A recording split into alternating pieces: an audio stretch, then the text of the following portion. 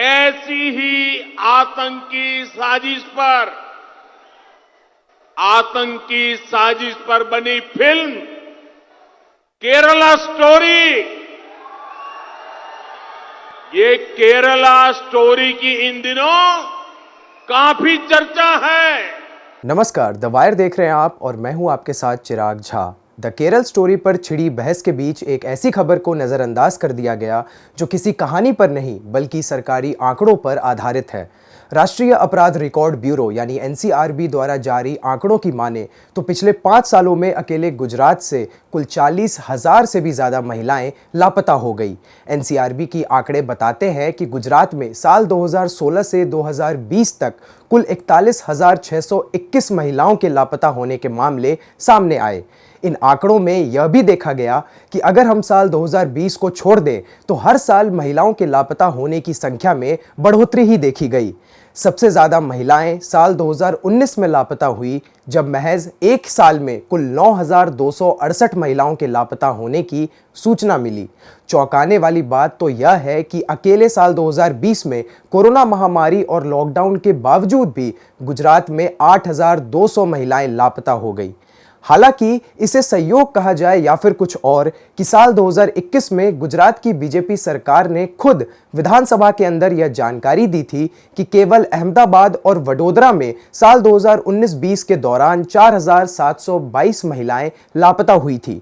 वैसे गुजरात में महिलाओं के लापता होने का यह कोई पहला मामला नहीं है।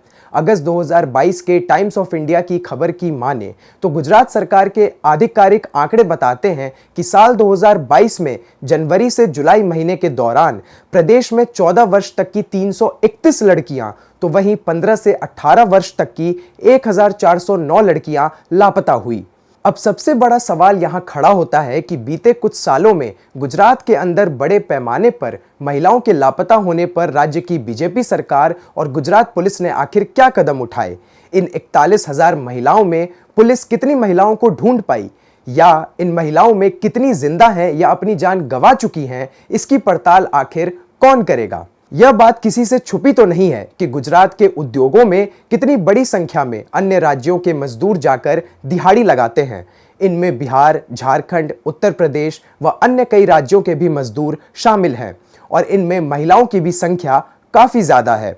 द न्यू इंडियन एक्सप्रेस में छपी रिपोर्ट के मुताबिक गुजरात राज्य मानवाधिकार आयोग के सदस्य सुधीर सिन्हा बताते हैं कि लापता लोगों के मामले में लड़कियों और महिलाओं को कभी-कभी गुजरात के अलावा अन्य राज्यों में भेजा जाता है और वैश्यवृत्ति के लिए मजबूर किया जाता है। पूर्व आईपीएस अधिकारी सुधीर सिन्हा के इस बयान से एक शक यह भी पैदा होता है कि 41,000 महिलाओं में से कितनी महिलाओं को देह व्यापार के धंधे में जाने को मजबूर किया गया होगा। इन सब के बीच आलम यह है कि एनसीआरबी के सरकारी आंकड़ों को नजरअंदाज किया जा रहा है, लेकिन द केरल स्टोरी जैसी फिल्म पर चर्चा गर्म है, जिसके प्रोड्यूसर खुद हाईकोर्ट में बयान देते हैं कि फिल्म का टीजर वापस लिया जाएगा क्योंकि उसमें दिए गए आंकड़े गलत हैं। ऐसे में जब कर्नाटक चुनाव के दौरान PM Modi the Kerala story पर तो बयान देते हैं, मगर वह गुजरात के हजारों महिलाओं के लापता होने पर कोई प्रतिक्रिया नहीं देते। तो ऐसे में बेटी बचाओ बेटी पढ़ाओ और गुजरात मॉडल जैसे नारे खोखले नजर आते हैं।